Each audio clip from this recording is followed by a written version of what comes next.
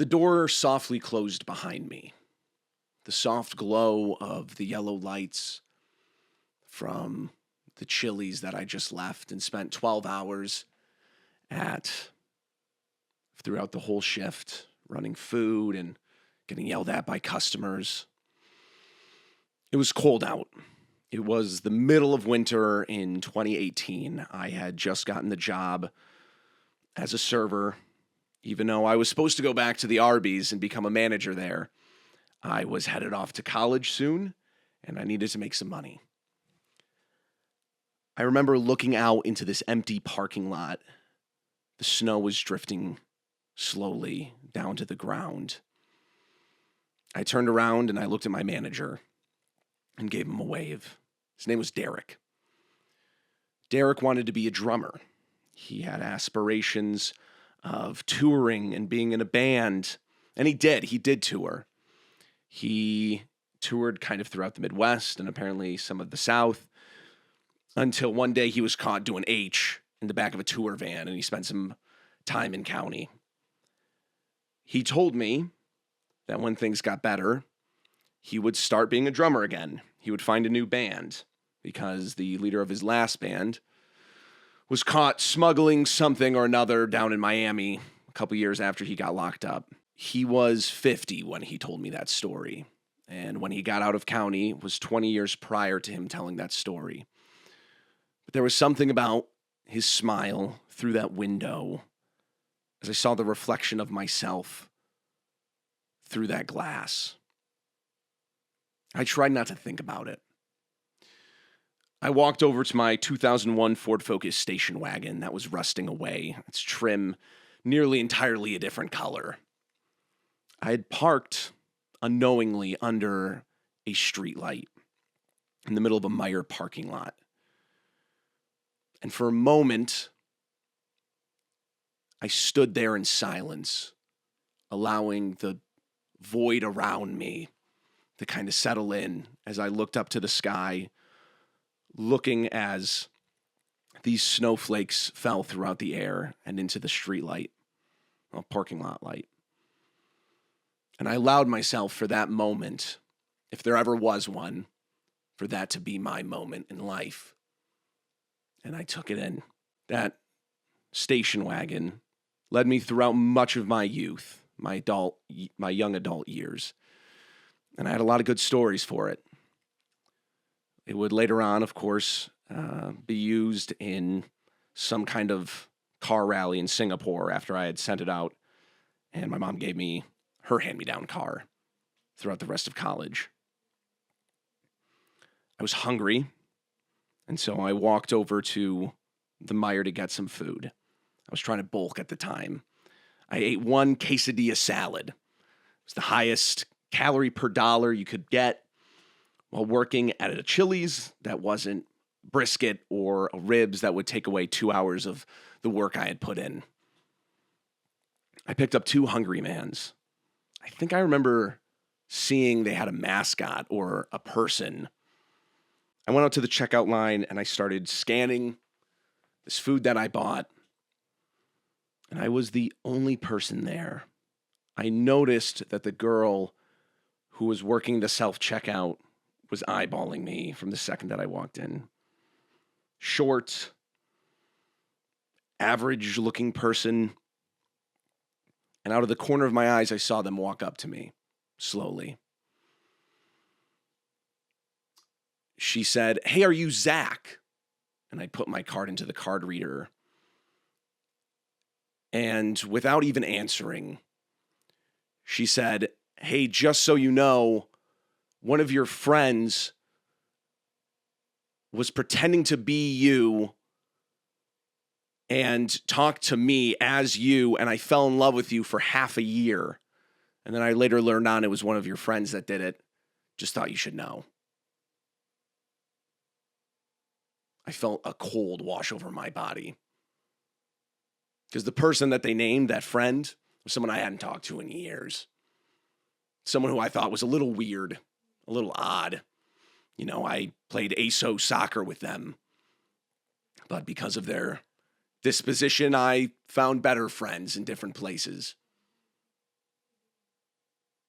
I watched slowly as the pending went around the touchpad of the Meijer self-checkout with two hungry mans as this girl stared at me, saying what she did. When I was young, I went to a Great Wolf Lodge and water park, and I'd been running around with a wand, playing some kind of game where you could adventure and level up, and this kind of LARP experience as a 7-year-old. We didn't have the money as a kid to go on vacation, but luckily one of my friend's dads was nice enough to take me with his son. I found two teenagers making out behind a vending machine. I watched for 30 seconds until the guy looked over at me and winked at me, and I ran away. And I think that was the beginning of when I started recording my life. I'm snapped out of it, out of this haze. As I look down, it says, "Take the chip out of the reader." I pull it out. The girl walks away. We say nothing to each other beyond that. I go into my 2001 Ford Focus. I drive home to my mom's place. I have bags under my eyes. I get a message. It's from the girl. It's a message request. She's apologizing. I don't know what to say. I don't know what to do. I look down at the hungry man below me as I unwrap it from its plastic bag. That man, I recognize him. It's Gary. It's Gary Gygax. And he moves like a Disney Channel original movie in 2001. And he says to me, "That's it. That's what life's about." I remember feeling the tension headache come on. And I realized at that exact moment, that exact time, that was the most human I'd ever been. Sitting under at 2 a.m., heating up a hungry man, thinking about what just happened to me at a Meijer after working 12 hours at Chili's. And without that exact moment, the butterfly effect of my life would not have been me sitting here behind this camera, talking to you right now, or you listening in your car. I'd be smiling at a young kid leaving, going to college in a Chili's. And I'd be thinking, what if? Hello, everybody, and welcome back to Bold Takes and Bad Tempers. I am your host, as always, Zach the Bold, better known online as Zachary Ronaldo. And we have a great episode in store for you. I just had a little story time. I'm glad we got through it. True story, by the way. All of it. Last episode, I just want to clarify a couple things. I said in a haze, I said D&D, PF2E, and then ETC, which means etc., which you can't blame me for because you guys use a lot of dumb acronyms. I want to give an update on the cat, all right? The cat situation has been updated. Tomorrow, we are going to let the cat out. They're going to be free reign. Good to go. I said in that episode when I first mentioned the cat that we had taken all the appropriate steps in order to make sure that justice was held out and handed out or whatever. And lo and behold, it was. The adoption center, the adoption place that we got, the shelter, was raided by a local sheriff's office where they found a bunch of dogs and cats being mistreated. And I want everyone to know there is a happy ending. Every single one of those dogs and cats were able to go to a shelter, go to be rehomed. And apparently, from what I've heard, like the majority of them have found a home, have found a new life. So I just want to say, like, it was crazy that we were the last people to adopt from this adoption center before it was raided by the police. And we're glad to have our little guy who is now fully healthy and will be wandering around the house tomorrow. Is there anything else I wanted to say about that? I guess not. It's not really Like, yeah, it's interesting. I tried to be, but I just want, I don't know if there's anyone who cared or thought that there'd be an extension to the story, but it seems like it's all good now. It's pretty crazy. It's like, it was weird because we had a connection to like that drama in a way, like an actual crime. But in reality, like, I am very much of the disposition of being like, I don't even think I'm using that right. Of just being like, hey, I like just leave me alone. I got my cat. I did what I needed to. Like, let me live my life. So it's very bizarre. And things work out in crazy ways. And we're glad that, it's sucks that we had to deal with what we did for like the last month and a half. But at the same time, we're glad that, things had to happen in the way they did in order for things to get better for small animals. Which is crazy because I think about it right now, right? And people say, they're like, Tony Soprano wasn't a bad guy. He loved small animals. And then people are like, a sign of like being a psychopath or being like I don't know, not a nihilist, not a nepotist. Oh my God, put me down. I say ETC.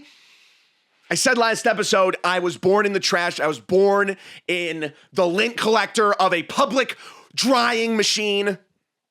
And I can't think of anything.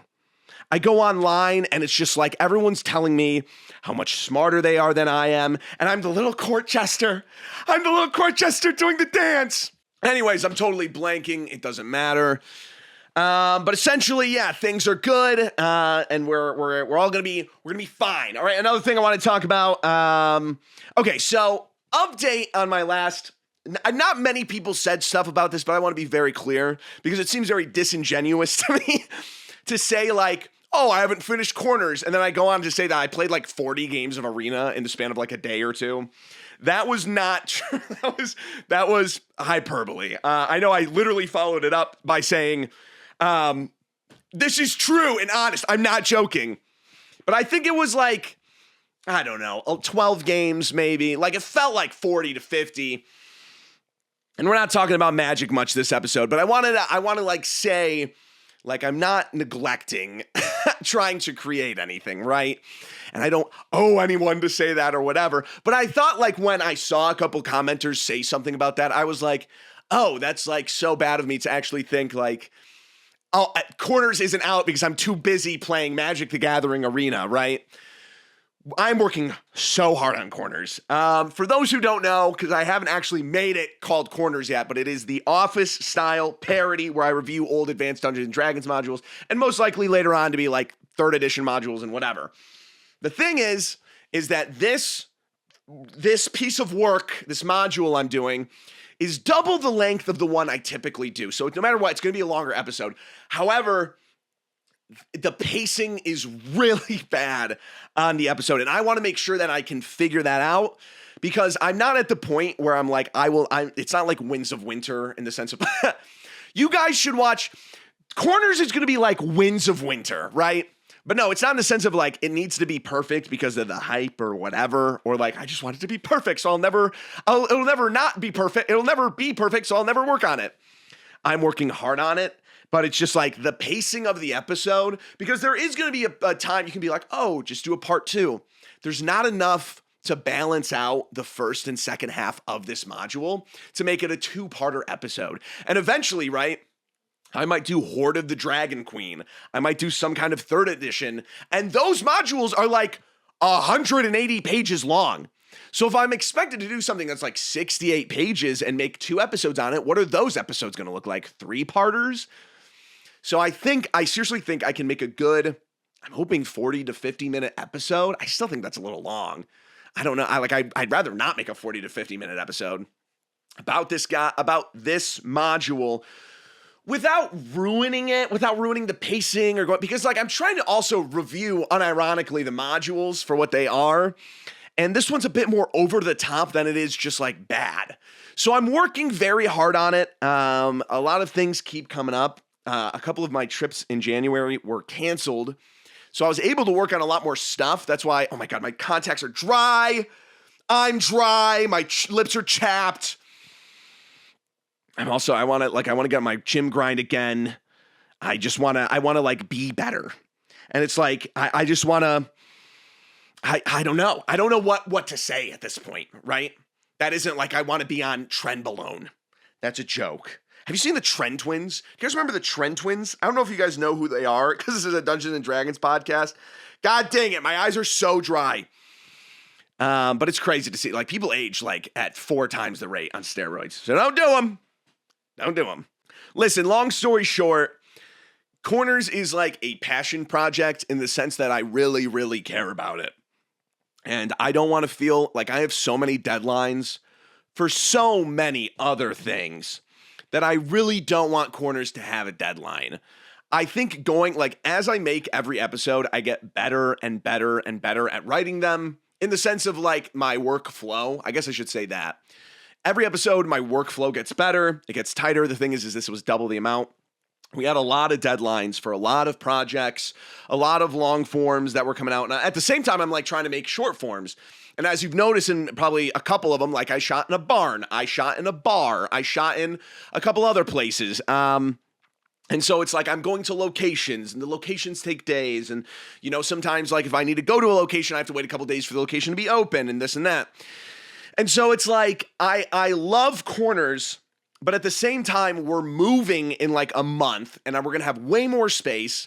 The room for Corners that is here, like what you see right now, this backdrop and everything is fine, but there's really barely any room for lights. And I don't think we're going to wait until we move, but it's just, you know, it'll get better. It's not dead. I'm working on it very hard. I didn't realize that people would like it as much as they did either. So I just want to make sure that, you know, I'm like, oh, whoa, this is way more satisfying in my life to make something that I think is creative, and it's long, and it's like a TV show. Like, I can treat it like a TV show in that way. And working on getting new equipment and stuff, but it's hard because we're shooting it the Office style. So it's like, I don't need a dolly. I don't need, at least for that project, but I want to keep improving. So, yeah. And with that, I just want to make sure to say, I don't think it'll happen, but there might be 2 missing episodes of the podcast at the end of this month or sometime throughout this month. The thing is we are going to be gone for a bit. And I think the place we're staying isn't going to go well with me yelling or whatever. I might just do 2 questions episodes where it's just like all questions because I can't talk about any like current events or whatever. And maybe if some crazy thing happens in the D&D community and I need to speak on it or whatever, like there's another, what was it called when wizards tried to take everything, or the Pinkerton showed up or whatever, I will make an ASMR video added on to the normal questions thing. So it's going to be a little bit different. It's all about if I can think of video ideas too. Like, that's a big thing, as always. And I had this like weird heart to heart. I mean, it wasn't weird. It was very genuine. It was a unexpected heart to heart with one of my friends, blue collar, by the way, but does like lawn work. He's in snow removal, whatever. And I like told him, I was like, this is going to sound really bad, but like I spent all day literally thinking of, I didn't think of anything. And it was like, this guy literally worked, I don't know, 12 hours out in the snow, working on a diesel engine, and he's like, dude, no, I get it. Like, I couldn't imagine, like, my job, like, I do the same thing, and it makes sense.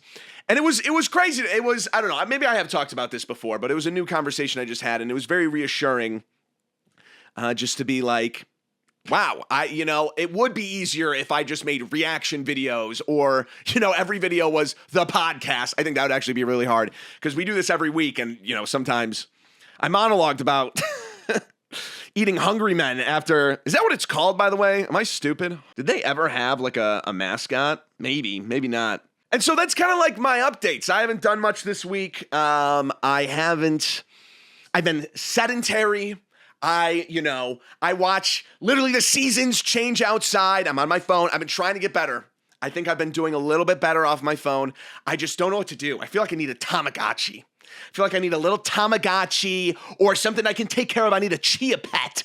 I need to put chia seeds on Obama's head, Obama's terracotta head, and give him hair. I need to get a Garfield chia pet. That's what I need. right? I need a chia pet wall. And that's the thing, is like sometimes I feel like hobbies are very performative. And it's because I am the dredge. I am the lowest part of the cultural sewer, right? And that's because I have to go and say other people's hobbies are performative because I spend 6 hours every day scrolling on TikTok. That's an exaggeration, by the way. And I read the studies, and it's like, oh, mental decline is on the rise. I go, that's crazy, and and then it's tung suhor. I relate to my nephews and their comedy more than they relate to it. They find me pathetic.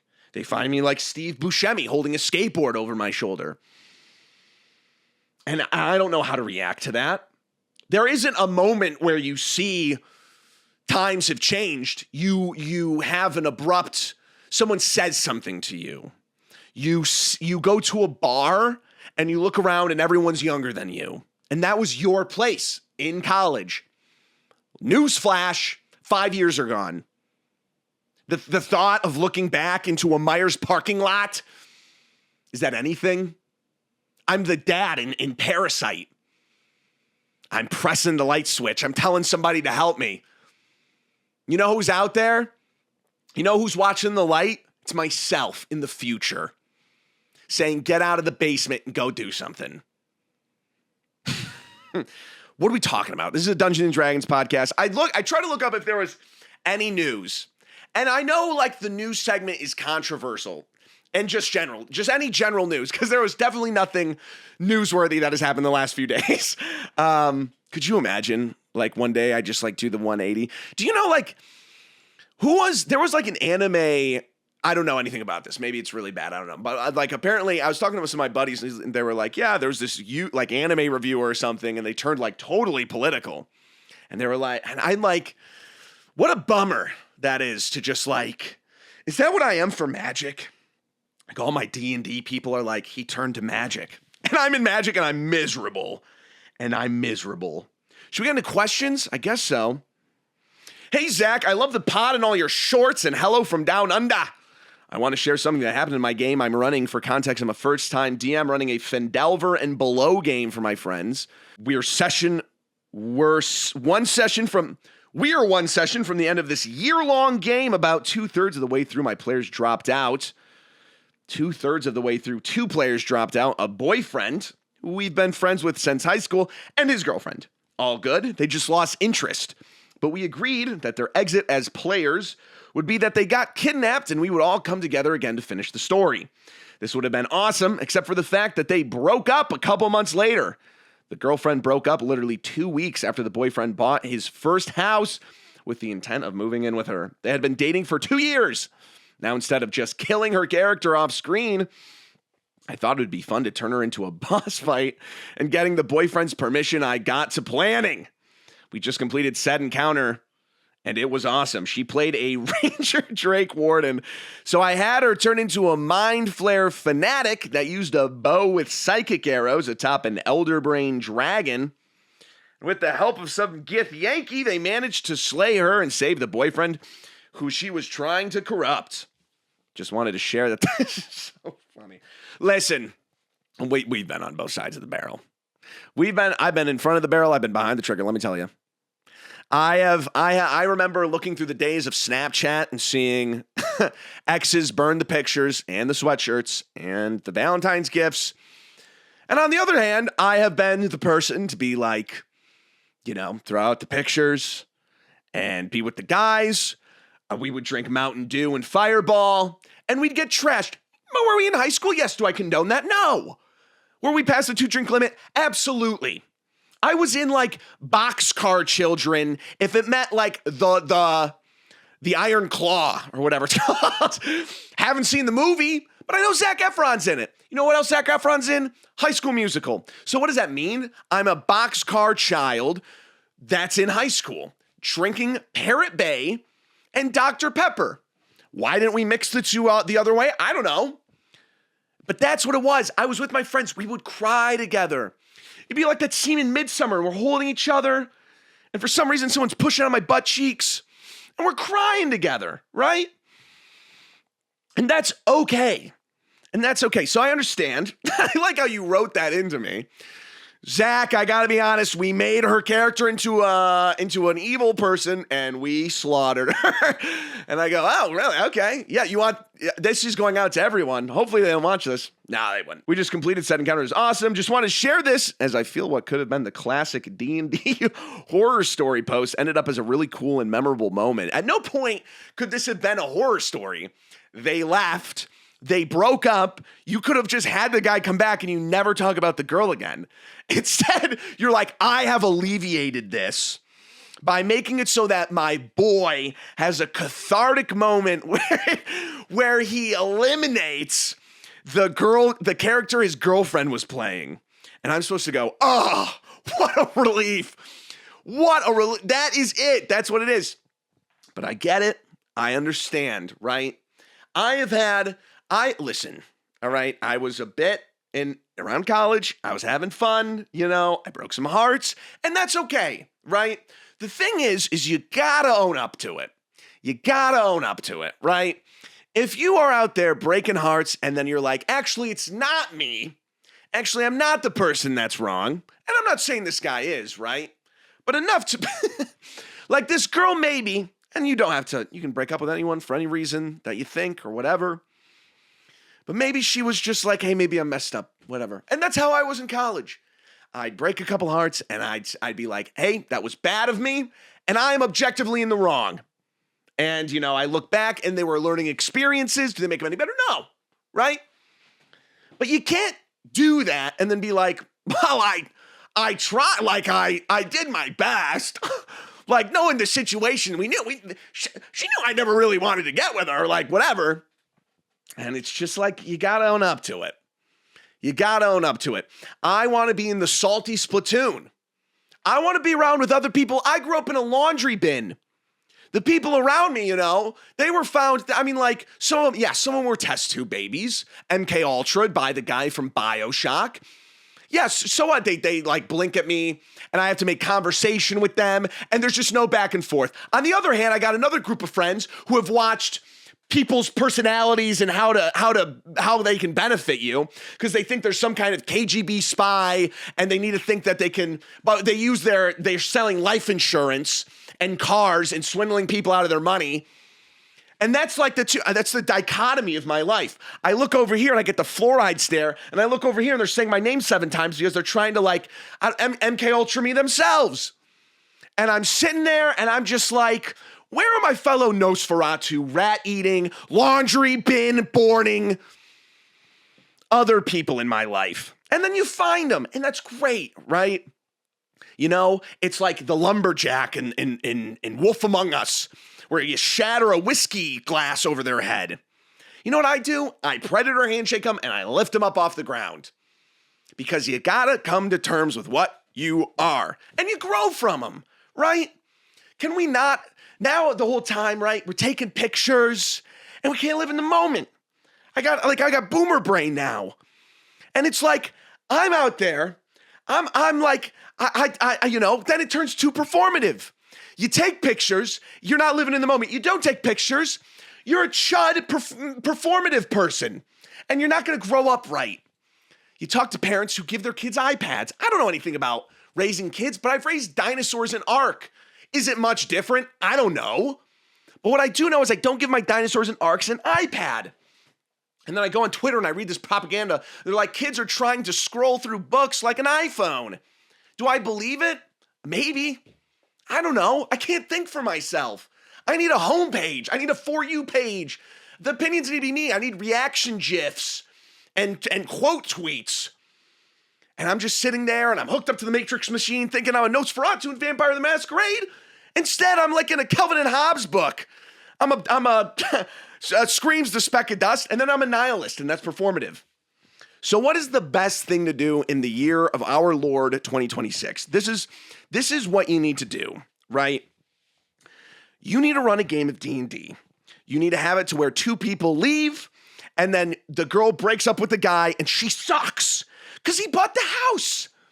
It was his grandma's house. Outside, there's a tree with a swing on it, and their initials are carved into the bark. And he thought one day he'd put his own initials with her above it.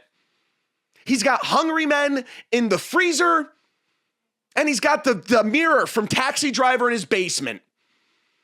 He's living the American dream as we know it.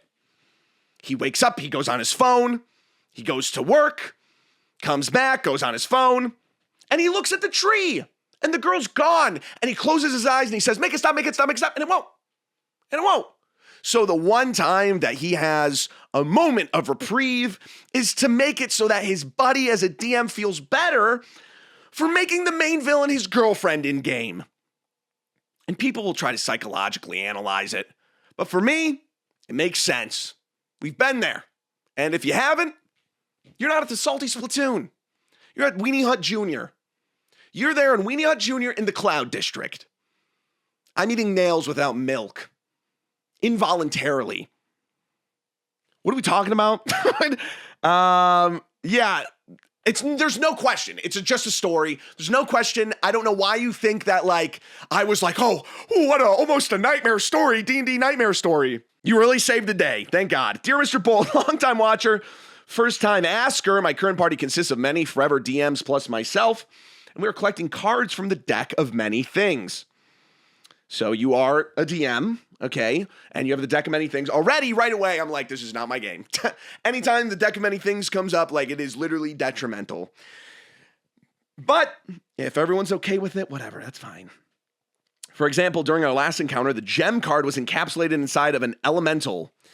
And then I got to look up what the gem card does. Deck of many things, gem card. I think this is the one where your soul gets stuck into a gem. 25 pieces of jewelry worth 2,000 gold each, or 50 gems worth of gold appear at your feet. This is not what I thought it was. For example, during our last encounter, the gem card was encapsulated inside of an elemental. I don't even know what that means. I don't know how you got there. Why is the gem card of the deck of many things inside of an elemental? How did you... Okay, I didn't want to hurt the creature, so I burned my only 4th level. Did elementals even have sapience? Sentience? What's sapience? Like what? If I heard a wind elemental, does it have feelings? I don't know. Do all wind elementals go to heaven? Is that something I gotta worry myself about now? We're going into the age of robots, and I play Detroit Become Human, and I don't know. I see Overwatch, and it's like... You know, we're talking about robots, and it's just like, I got to worry about air elementals and robots now? Like, are we not worried about enough? I got someone knocking on my door. I open it up. It's a Girl Scout. She's a synth. She's a synth. Her mom's an air elemental. And she's asking because they want to go to sky high or something in the clouds. And I go, listen, I don't know what the right thing to do here is. Your mom has the gem card inside of her. If I destroy her, I don't want to hurt your mom. She has the gem card inside of her. Do you take Venmo? Do you have Zelle? Like, I can't Zelle you, it docks me, but do you have, like, Venmo? So I burned my only 4th level spell to conjure another elemental so I could perform open heart surgery and remove the card without killing the first elemental. Guys, I beg you, when you write in questions... Just write enough context. It doesn't have to be all the context in the world. It doesn't have to be as little context in the world. It has to be enough that I know what the hell you're talking about in the first place. It has to be grammatically correct so I don't sound stupid, and it doesn't have to say super or like in it. But I don't know what you're talking about. There's a girl who's selling me... There's... Detective Valentine's daughter from Fallout 4 is handing me Girl Scout cookies and just doxed me on the internet because I used Zelle because she didn't have Venmo, and her mom is behind her who's an air elemental with the gem card in her, and I have to summon another elemental. What I assume you're doing is like Ben 10 omnitrixing and like turning into this elemental, and like it's a water elemental. Again, you didn't tell me what kind of elemental it is. Is it like a deer elemental? Is it water elemental? And it's like, what? It's like a water elemental, and so you encapsulate yourself in another elemental, and you, like, swim through one elemental into the other? I don't know. I have to assume these things. Unfortunately, this backfired and my character went down, causing the Conjure Elemental to go berserk, spelled incorrectly, essentially creating a second mini-boss. Listen, I don't want to make fun of... I said ETC was a TTRPG last episode, right? Like, I'm not making fun of your guys' intelligence. The line is red. It's just double-click it and change the spelling. Essentially creating a second mini-boss. Okay, so if I'm trying to understand without the context, with the context you neglected to give, is that you somehow morphed two elementals together because you were trying to swim your way through one elemental into the other, and you made a boss, and in the process you went down. How? I don't know. You didn't say. It's not in the email. Later, I found out that my DM is actively seeking therapy because they find me as a player too chaotic. I don't know if that's true. How do I make better decisions without distressing everyone at the table? I want to start by saying I don't believe for a second you're a DM. I want to say number two, I don't know what you're talking about. I don't know in what realm. I don't know why this question is pointed at me like you're asking me how to be less chaotic. And you're swimming through two elementals at the same time, I think. I don't know. It wasn't in the question. And now I have to think and ponder and scratch my head. Zach, what do? I don't know. I don't know what's happening. I'm looking at a blank canvas and you're telling me it's the detriment of yourself. You're telling me that your friend is getting therapy because of what you're doing. And I don't know what you're doing. I don't have the context. I'm lost and I'm in a liminal space trying to decipher codes like Mason or the guy from Memento. I don't know. I don't know what you're talking about. Like you're flying through one elemental into the next. Listen, I've said before that listen, it's just, this is why there's so much context that you need to talk about when you're talking about D&D. That's why it's hard for me to bring up anytime like D&D to a person in real life. Because if I go, they ask me about my world or theirs, and it's just so much, because you're like, the sun's dying. The sun's not actually dying. It's an illusion in Anor Londo, and there's actually this and that and the other. And then you lose the person on the other end. They're watching Squid Game on their phone, but not in it's illegally on TikTok. They're on part 420 of the second episode of season 2. And what are you supposed to do? Tell them to stop? I don't know. All right, what do you want me to say? How do I make better decisions? If your DM's unironically going to therapy about this, what does that look like in the room? What does that look like? It's Tony Soprano. And the therapist, I can't remember her name. It's Mel, whatever. Sorry, whatever. Bad of me. And he's tapping his knee. And she's like, I heard the player had you pass out at the table again. She had an elemental go into another elemental. That's a good Tony Soprano. Hi, sir, Mr. Zach. I'm a new master, and after a long prep, I felt like I was ready to run my first game of D&D. I found one friend. Let's call him Denny. Denny to play with. Possibly more could move from viewers to players. Okay, I found one friend. Let's call him Denny to play with. Possibly more.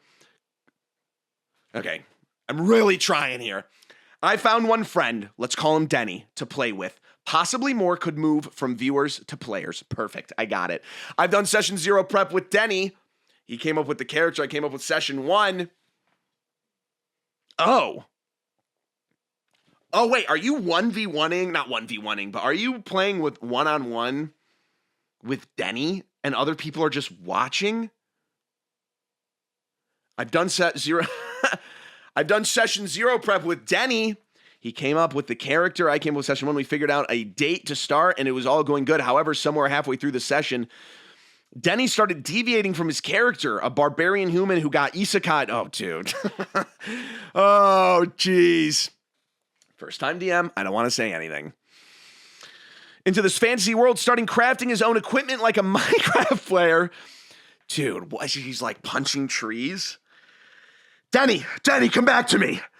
I'm punching trees, and I'm going to grab the wood and make a crafting table, and then I'm going to grab that and make an axe, and then I'm going to make a pickaxe.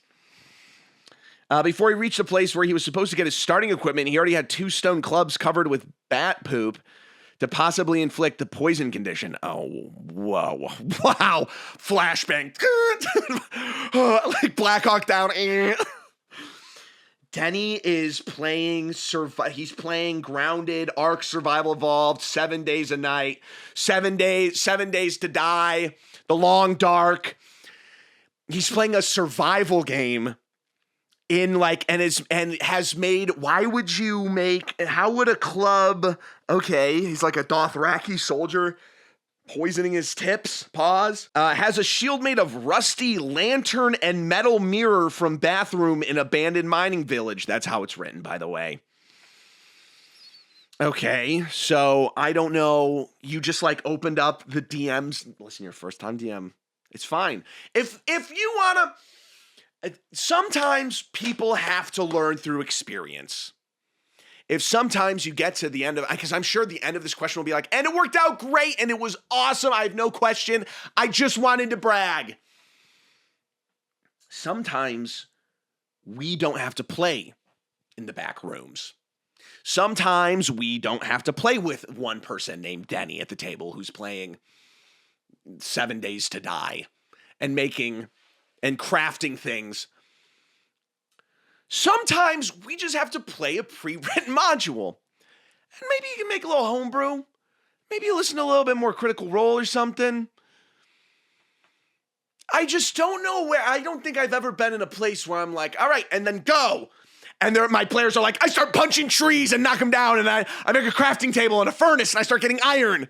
As soon as he gets out of the cave with a newly obtained mimic shield that has a grudge against his previous wielder, that's fine. You can have that. He has a whole island with cities and ports before him. Well, guess what? He decides to gather berries and shrooms in the mountain forest. Well, his hunger bar's getting low.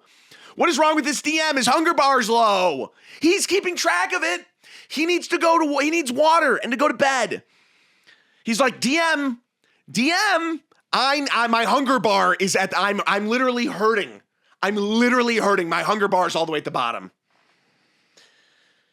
Well, okay. My question is, I don't know what it's going to ask me.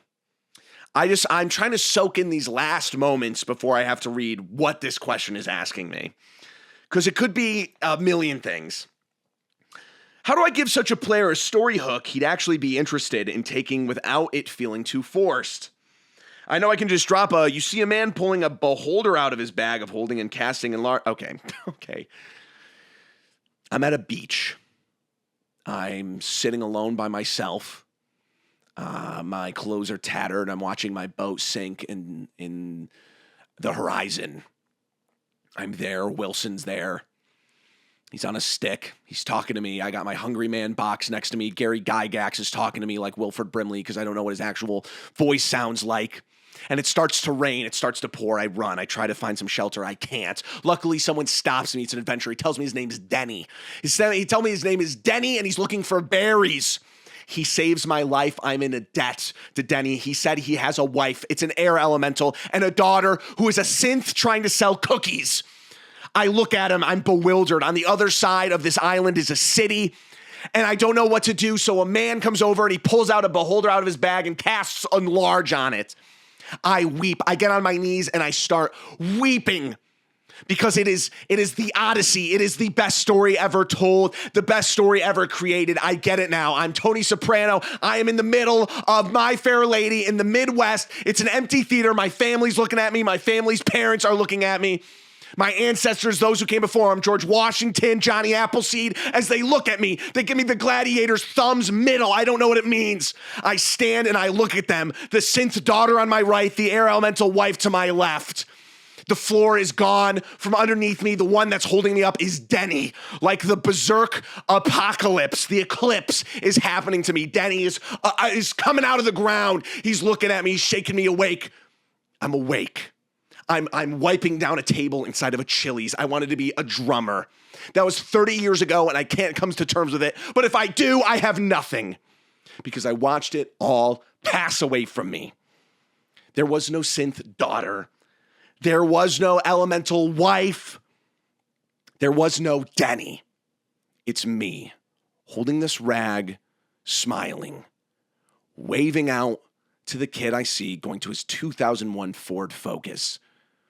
And not even myself knows whether or not someone realizes it the morning they wake up, if the day that they are experiencing is the day that's going to change their life. I move my rag away from the table. Some kid had carved a name into it. It says Denny. Hello, Zach. I'm a blue-collar worker, husband, and father in the natural gas field, and I barely have time to prepare sessions. I started a homebrew campaign with my wife, her two brothers, and a friend in a small forested province of a bigger world that I put together over the course of the few months. It is set in the small province because I haven't actually had time to finish building the rest of the world. The forest is littered with ancient ruins that used to be ruled over by a druid king thousands of years ago until an evil older tomb was found. When the king and his men went in to investigate it, they were infected by an ancient evil infection parasite that turned them into mutated beasts.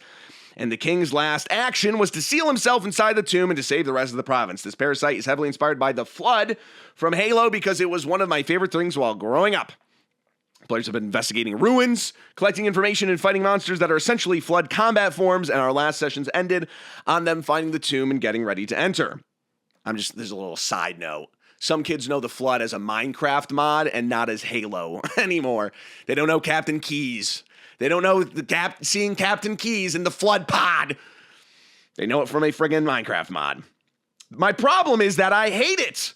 The players seem to be having fun, but I hate this campaign I put together. I feel like it is extremely low effort, and I just want it to end already.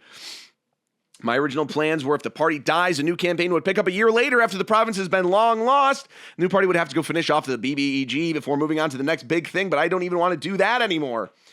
Everyone at the table is new to a D&D experience. Everyone at the table is new to the D&D experience for me and my wife, so they at least seem to be enjoying the experience, my wife included. Am I being too critical of myself, or does this just sound like it sucks? Some clarification. I'm not actively trying to kill the party, but I see a high possibility since they're essentially fighting the flood. They may get infected in turn. I hope this is coherent. It's the most coherent question I've had so far. I only had a short time to stop and type this at work while it was fresh on my mind. I didn't know you'd make it brief. Thanks for reading. I love your show. It helps keep the brain dead boredom away during work days. Yeah, it's just like you don't care. You don't have to you can just end it. You know, it'd be a bummer. But, you know, I think you just have to be like, I am just not passionate about it. I don't think you have to force a TPK. I don't think you need to force some way. Like, if you just hate it, if you're just not having fun, and it's not even like conceptually I think it's bad or anything, right? If you don't like it, then you don't have to stick around and keep playing it, right? You just end it. You just tell your friends, I'm not passionate about writing this, and it's going to soon start reflecting in the game because I'm bored, you're going to get bored, and I'd rather put something into it. So just tell them that's the way it goes. And, you know, and if they're not into it, then whatever. You'll find different players. So I had to give some actual advice. All right, we're going to go into super thanks. Oh, and before I forget, thank you for a big 600K on YouTube. I never thought I'd see the day, but this is insane. So thank you so much for the support endlessly and everything, and I love you. I love you. All right. Hey, Fred the Bald. Just finished my grueling 2-hour shift in the Rage Bay AI, cool. I don't know if I can say that, dude, factory as a prompt engineer, and I need your balanced and well-adjusted advice. My first-time DM is running a 20-person West Marsh-style Minecraft End Dimension-inspired XP-based homebrew campaign. I was really excited at first because he told me we can pick 5 legendary magic items as our starting gear, but as the sessions have gone on, something has been bothering me. I feel like the DM is trying to TPK the party. Whenever we win a combat, his face is beet red, and he's making a fist so tight blood drips down from his hand onto the DM screen. Last session, after my Paladin, Warlock, Sorcerer, multi-class PC one-shot his mega big super evil bad guy, MBSEBG, the DM punched a hole through the drywall of my goon cave where we play and pulled out a gun on me, holding it against my forehead while screaming, "There are no happy endings in the end." Do you have any advice on approaching him with my concerns? Our families have been friends for 18 generations, and he has my best friend since the maternity ward. God, how did they do it before, in the before days? I think you have to have like a Western standoff, and you both have to miss. You also have to miss, right? Because then that shows that you are on the same page. Sorry about the Goon Cave. That sucks. You know, I mean, like, maybe that's symbolic. No more Goon Caves. The Goon Caves are gone. We're in the post-nut clarity phases of our life, all right? I appreciate the enlightening question. Medro98 sending a big 30 schmecks or sheks or whatever. Zach the Balding, LOL. Thank you, Medro. Appreciate ya. Joseph Ring of Over 613 sent $5. Hey, Zach the Boiled. Can we just say Zach the Bold? Can we say Zach? Can you spell it right? This guy spelled my name Z-A-Q-U-E. The Boiled. What does that mean? I love the content. You had my drives to and from college much better as I learned to become a white-collar worker. I was wondering how you handle level D&D, high-level D&D. My party is currently level 20, all natural in a game we've been running for 2 years now. This Sunday is our final session, and it culminates in a massive fight against Thor. I'm a bit worried that some players will have a lot of crazy tricks to pull on me. I've made 4 different stat blocks for different phases to fight to avoid them outright killing him. But over the course of 78 sessions, my players have gotten really good at killing things, beating a buffed Tiamat in 2 rounds.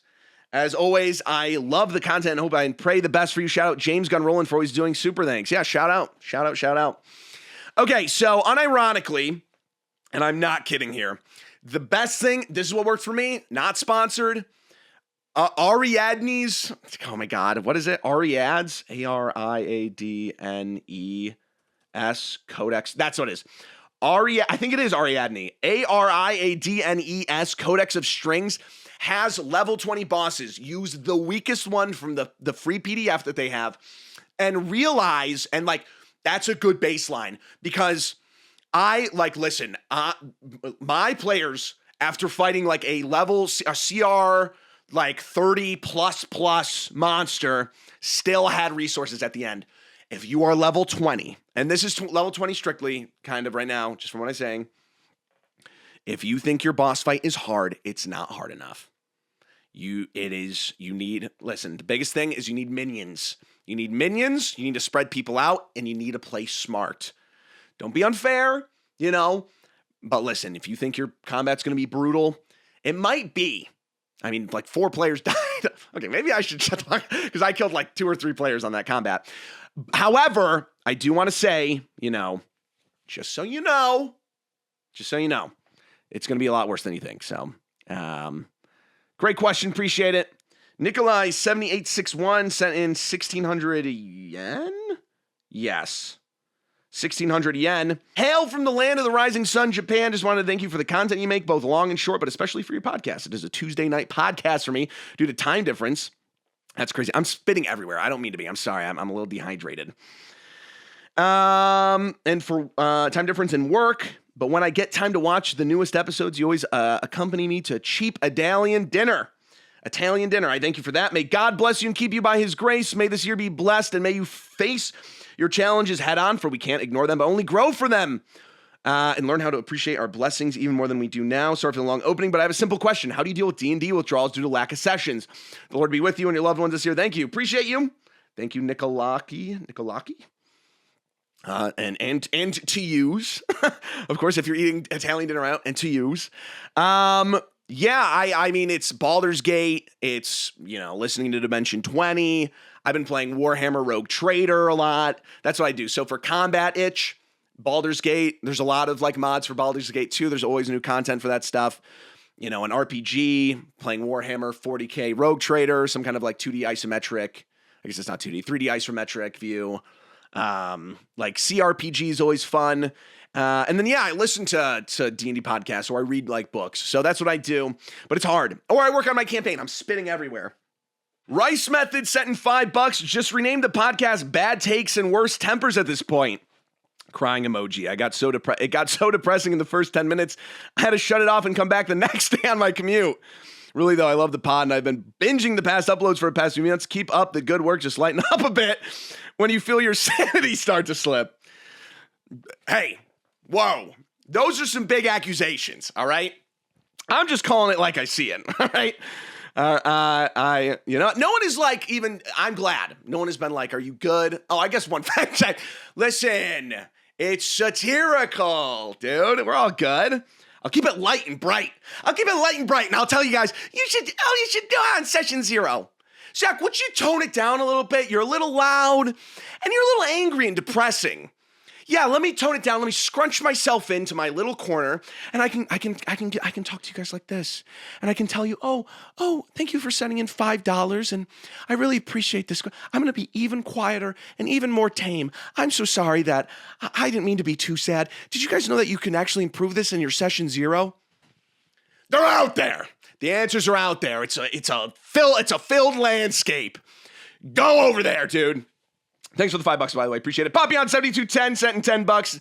Zach, please come home. Your kids miss you. Your mother called me in tears. Everyone just keeps asking me about you, and I can't keep lying about you being on a business trip. If you really want to work on this, just please come home. Love the podcast. Papillon, not through the super thanks. I appreciate it. Linty Door sent in knock. This is Norwegian Crones. Sent in 20 Norwegian Crones. Hey, snack bowl. Okay, come on. Can we, guys, snack bowl?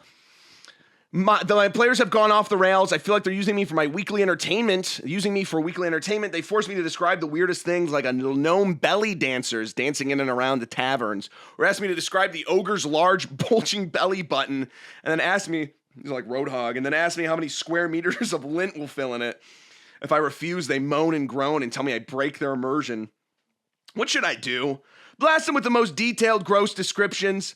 Thanks in advance. Hope the rats are juicy and fat to keep you well fed. Thanks again. You are my pack of gold. Yeah, no problem, Linty. I appreciate that. If this is a real question, which I don't believe it is, that is incredibly disturbing. I don't know what I would do. I would talk to a trusted adult, and I would tell those guys to never play with me again and go play VR chat in League. Burning Blaze 005 sent in $5. Guys, the acronyms are getting to him. He didn't even realize what ETC meant. Everyone, please stop using acronyms. It's going to send him into a schizophrenic spiral about D&D and how naming conventions are dumb. And they are, all right? And they're stupid. Listen, naming conventions in essence isn't dumb. The ones we have are dumb, all right? And it's just a way for these masturbatory, like self-intellectual, self-grandizing intellectuals to be like, this is D&D, and we call it a PPEG. Like, let's be real. The Emerald Outlaw sent $25. Huzzah, Zach the Bold. Been listening to the podcast since the beginning of the new year, and I finally caught up. You have been a sincere love and passion. You have a sincere love and passion for D&D and what it really means to play this game. Don't let the fire die out. As a player DM for 23 years, starting with 3.5, it's refreshing to hear your takes and criticism of how D&D has been handled. Thank you. P.S. Don't let the dorks give you slack for Magic the Gathering talk. Give them a dunce hat, a crybaby point, and remind them that Magic was inspired by D&D. Yeah, baby. Keep it the bold, good sir, your newest boulder. Appreciate Emerald Outlaw. Thank you for the big 25. Lamb-eyed sent $5. Love your vids. Can't wait for your Patreon and corners. Shout out to my boy that watches this podcast, Caleb Maximus Allen Krashelius. Shout out Ted Krasinski. And it's like, what's that guy's name? I always say it and I always forget. It's like the FEV, the guy who sent in money, just be like, dude, it is forced evolutionary virus. I listen to this every week and you say it wrong every time. Terry Crews is who I'm talking about. My best buddy and the best TTRPG D&D DM I know, even if you let Rishi have the best armor at level 1. Ridiculous. Jazeera, 13 cent $2. I'd recommend watching The Vampire Masquerade actual play by Last Podcast Network with Jackie, Ross, and Henry with storyteller Jared Logan. Henry plays a Nosferatu in a hilarious way. I think as a fellow Nosferatu, you'd appreciate his take on it. Hope you get to see some of it. It's 10 episodes of pure fun with a D&D-like game. Love the pod and the shorts. Thanks for posting great content. Thank you, Jazeera. I just finished my last podcast, so the world is my oyster. James Gunn rolling with $5. Thanks for the episode, Zach. Can we get an update on your cat this week? Oh, I already got it. The cat is being released. We have been keeping it in the bathroom, and we give it sulfur lime dips and stuff. It had ringworm. We got to be honest. It had ringworm. It had ringworm. We've been treating it for like a month and like almost 2 months. We give it sulfur lime dips and you know, medicine and spray and whatever. So like, you know, once a day, once every other day, we try to do once a day. We take the cat out. We don't give him a sulfur lime dip every day, but like we take him out, hold them for a second. I wash down with bleach the entire bathroom, and we're just glad we don't have to do that anymore. It's gonna free up some time in our week. Dirty D9294 sent in another $10. Hello, Zach. I'm a player in a friend's game. I want your thoughts on something. You see, he really likes immersion to the point where it's not just music and ambient noise with lighting, but one time he wanted to run a combat where it was storming with heavy winds. So he set up 5 industrial fans in a circle and turned them on during combat so that it created a localized tornado in my house. There was paper flying everywhere, and he would pour a bucket of water on the person of whom turns it was in order to simulate rain. I thought this was okay because he was a little eccentric, and the game was fun enough, but recently he went and made a combat in Icewind Dale. So naturally, with the winter storm, he made us all sit outside during the combat. When the combat finally ended, we couldn't even see the combat map because it was covered in snow, and my character sheet was taken by the wind. I wanted to ask the other players if they thought he went too far, but one died from hypothermia, so I couldn't ask him. And the other guy, in parentheses, shorts and winter guy, said it was and said it wasn't even cold. What do you think? Did he go too far? Should I grow a spine and stand up for myself? This is a great question. Yeah, I mean, like, if you want more immersion, if you are, like, if this is not a DM you're paying, like, your DM works very hard. Do you know how much industrial fans cost? Do you know how much they cost? It costed that other guy's life. And you're complaining to me? You're sending me $10 and being like, Zach, my game, it cost me to have hypothermia, and I'm a... Grow up. Grow up, dude. Like, I don't know what else to tell. Like, you are, like, this is, like, one of the most ungrateful... So that's what I say. This should have been established in session 0. It's like the first. All right, thanks. All right. Astral Tunes sent $5. Hey, yo, Zach, win the golden. That's nice. I'll take that one. Love the episode. Here's a question: if you had to fall into the lower plains, which would you prefer? A Texas Roadhouse stuck in the 9 hells, or Chili's plunge into abyss? Yeah, I'd have to go Chili's. I don't know. Chili's is weird because it's like so tempting to go on the Ziosk and play Plants vs. Zombies. Meanwhile, I'm in Texas Roadhouse and I'm in hell because they're just dancing around. My food's getting cold in the window. But the Ziosk is tempting, right? I'd have it all the times. Some parent would give their kid the Ziosk to play a game, and then when I charge them $2 for it, they act like I'm the reason that their house is falling apart. I'm sorry. I'm invested in Ziosk. That's why I work at Chili's. I have shares in Ziosk, and they're plummeting. They're plummeting because these QR codes, which I've leveraged in Congress to get banned, get rid of these QR code menus. We need Ziosks. We need Ziosk. They're supposed to be the future. Ziosks is the nuclear energy of payment vehicles, right? It is the best one, and it is slept on because of oil barons pushing congressmen to make it so that there is never nuclear energy ever again.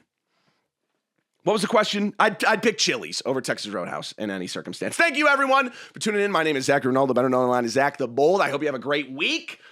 Keep it up. I love you, and I'll see you in the next one. Bye.